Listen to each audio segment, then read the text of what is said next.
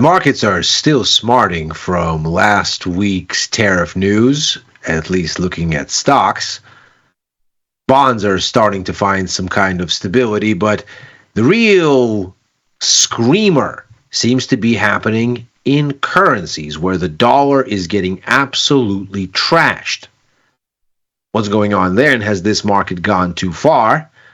That's what we're going to unpack here on Macro Money. I'm Ilya Spivak, head of global macro here at tastylive.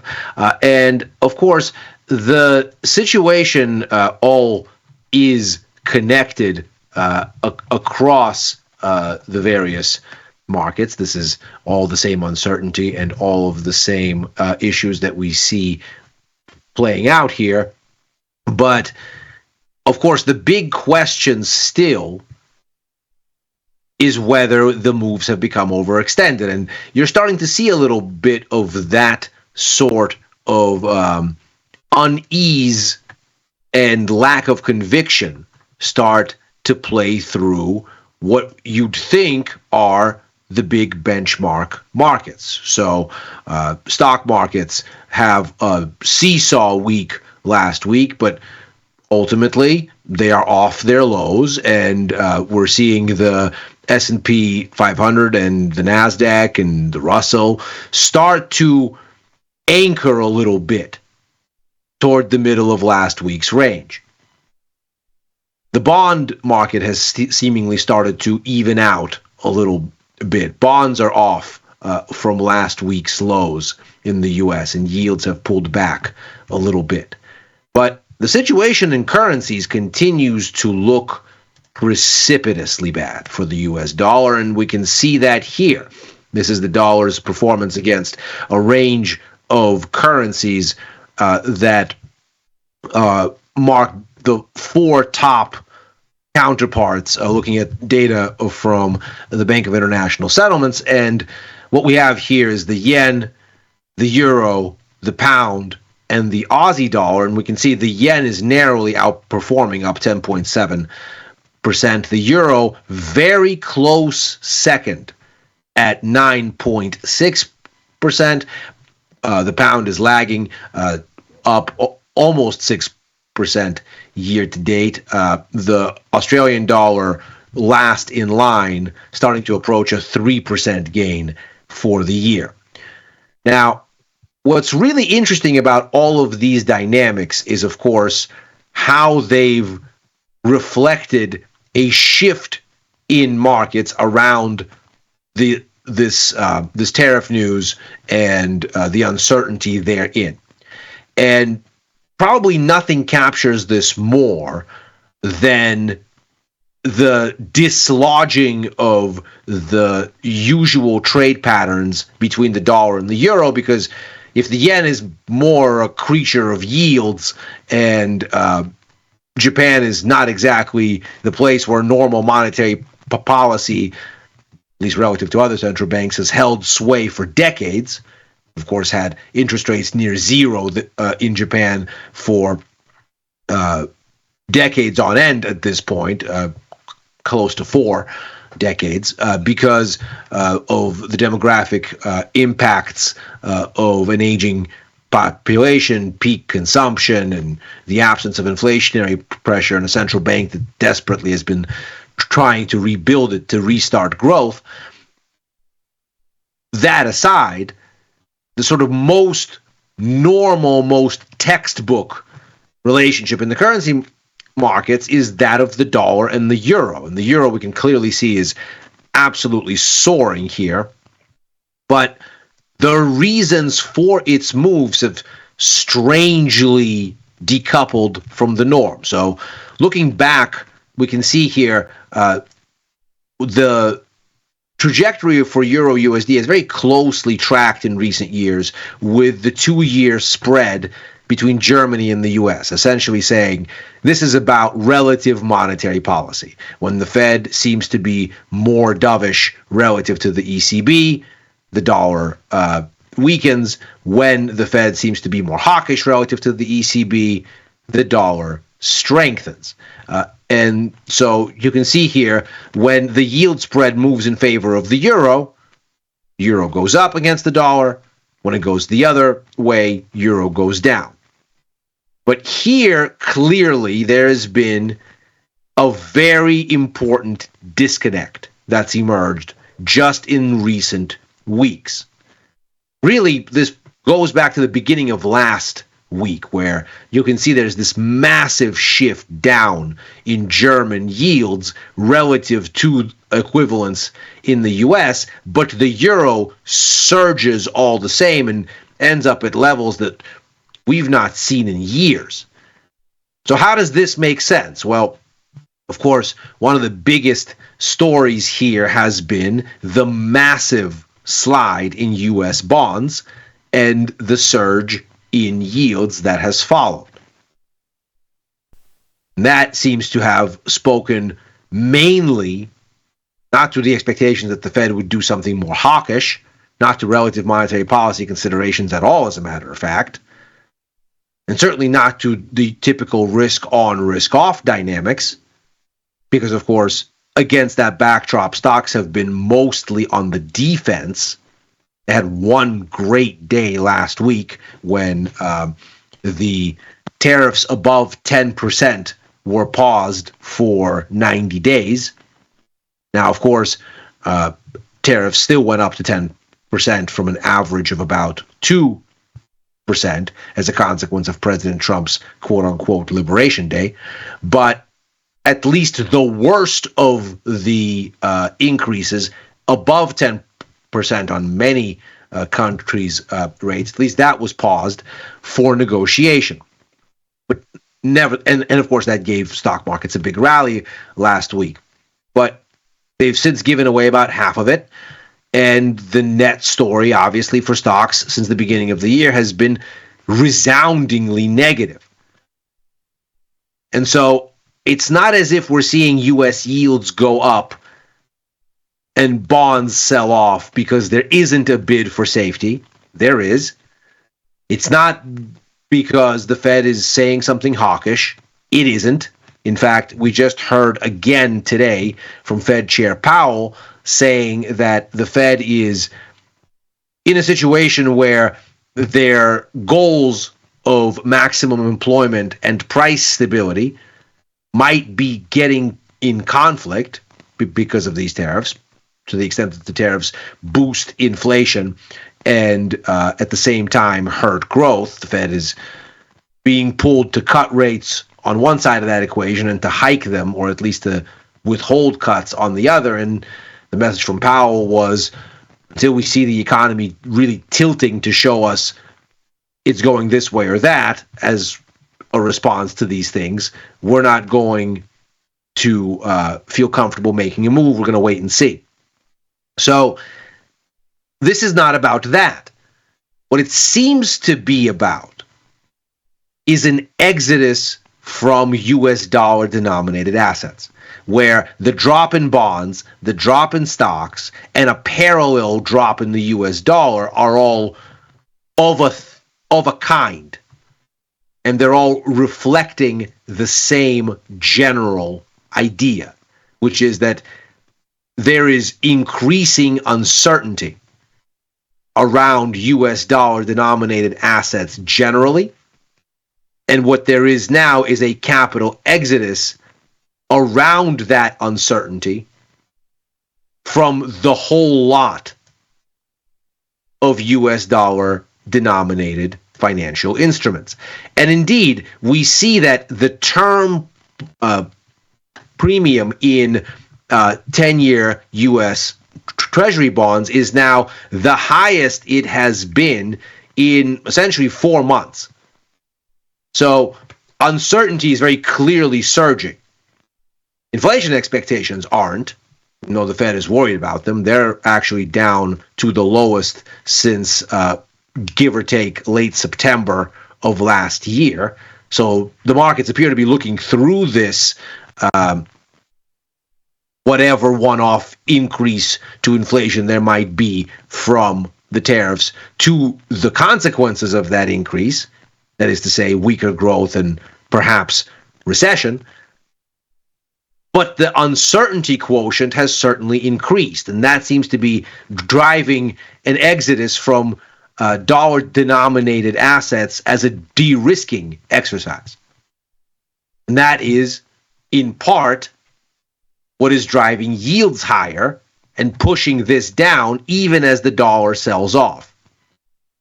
Moreover, the outlook for ECB monetary policy has become more dovish, which of course is a very curious consideration on the eve of a policy announcement coming at us in a matter of hours from the ECB's Governing Council and President Christine Lagarde. So it's very curious to see here that through all of this, the pathway forward for the ECB has become more dovish than the markets thought it was going to be at the beginning of last month and at the year's first policy meeting in January. And of course, that seems to reflect the same idea that we have in all of this tariff news flow a recession that is starting to show up as the path of least resistance for everyone involved. Now, we can see here that we're not quite fully priced in for a rate cut at this meeting, but that's probably a function of the monthly futures needing an adjustment because, of course, the meeting is happening mid-month. And so we probably are looking at the cut already in the market, and indeed most economists expect it, because if we look to June, we can see by then we're already off 45 basis points from the current baseline deposit rate, implying that not only have we had one cut here in April, we're very much angled toward a second one sometime by June and at the latest July. So it seems like we're almost certainly going to get a cut this week, and the markets are leaning in the direction of another one by June. It's certainly already discounted there in July. And as we get toward the end of the year, we can see that already come October, a third cut is pretty much on the menu. So if we look at the overall path of rates here, we can see that what's happened through all of this consternation is a sharp dovish revision to this year's monetary policy expectations. We now are looking at 72 basis points in rate cuts. That is, 3 cuts are pretty much on the board. What's interesting is that the outlook for next year hasn't changed very much, still holding at about 11 basis points. And that is, of course, on the upside of the ledger. So what that implies is that we have about a 44% chance at this point of a rate hike from the ECB next year. Now, just to give the situation its due and be rigorous with our evidence, yes, we have a dovish shift here in policy, in expectations for it, certainly. Could this be something other than just a read-through of trade war concerns?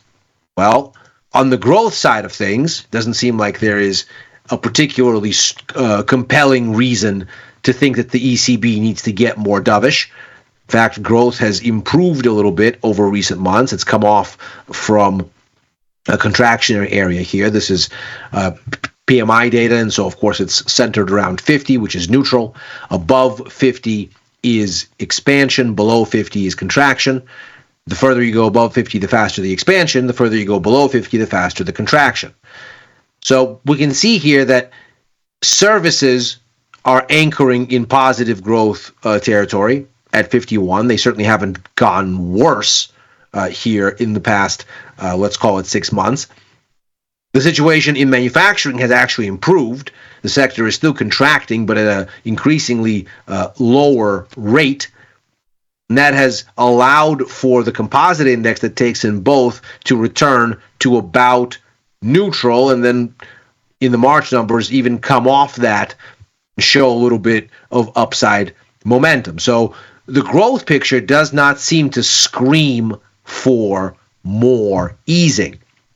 Neither does the inflation picture. We just saw the latest update of inflation figures over the past day here, and what we can see is that, again, for March, we're down to 2.2%. We've been kind of cooling in recent months, the past 3 months or so, but we're very much in a range here, just above the ECB's target, and so does not look like this is screaming for a big dovish revision. However, if we look at what's going on with inflation expectations, these are German break-even rates, so the difference between real and inflation-adjusted yields, to give us a flavor for what that inflation adjustment is that is getting priced into the bond market. We can see there was this sharp jump right here, and that helped to fuel part of the euro's rally at the start of this situation. That looks to be this right here. And that seemed to be mainly about the idea that perhaps the U.S. security blanket is not so reliable at this point. Maybe NATO needs to arm up to do more of its own heavy lifting. Was, of course, a rapid race toward defense rebuilding in Germany, in France, in the UK, but most critically, of course, in Germany, where they went so far as to suspend their debt limit for defense spending in the new administration. So we have a jump in yields around that story here, because, of course, all of the money they want to spend on defense will amount to some degree of inflationary pressure. But we can see since then, inflation readings have fallen off a cliff. And in particular, at the shorter end of the maturity spectrum, this 5-year rate has absolutely cratered. And this really speaks to the idea that the markets envision economic pain ahead in the relatively nearer term, that they envision some kind of a recessionary dynamic gathering steam downwind, even as growth now seems anchored, and even as inflation now seems anchored.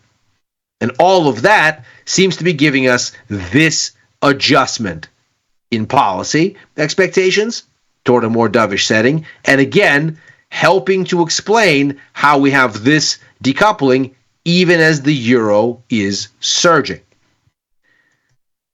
This, of course, sets up a very interesting setup for the ECB as it prepares to deliver these rate cuts. Because the rate cuts themselves, as we can see here, they're pretty well baked in. So if the ECB cuts this week and over the next 24 hours, then hardly anyone will be surprised. And if they lay the foundation for further cuts, hardly anybody will be surprised there, because that foundation already exists. Indeed, again, we're looking for 3 cuts this year. And so the real question now becomes, what can the ECB say that meaningfully alters the status quo and helps to guide the next steps? Because clearly we're decoupled from the usual dynamics and looking at something else here as the main catalyst for what's going on. And from the ECB's perspective, of course, and the market's onboarding of that perspective, the key question is, what does the ECB see going forward beyond the immediate uncertainty scare? Now, it doesn't seem like the ECB is going to be in a position to say or do much for the near term, because, of course, we're back into that situation where the uncertainty with which we now have to operate has kind of hamstrung central banks. This is, again, echoing what Chair Powell said for his part just earlier today, the ECB seems unlikely to be any readier to make a call. But the larger issue is, of course, what ends up happening downwind. Because again, we have this recession being implied here, but this yield pop was still around the idea of a major fiscal tailwind that's gathering. And indeed, next year's expectations are framed in a way where the ECB is going to have to address the inflationary impact from whatever that fiscal impulse is going to look like. And that's going to be something that's really interesting for the ECB to consider, because if the markets are toying with this idea still, then there is perhaps some room for the ECB to talk it down and to say, look, inflation expectations are falling. There's no real scope for us to be raising rates next year in this environment, and essentially name check this. And of course, what that then brings us to is the same conversation that we've had before. First and foremost, is the fiscal hit coming? Are we actually going to get this uplift, or is this, as is often the case with the ECB, or with the Eurozone rather, just talk?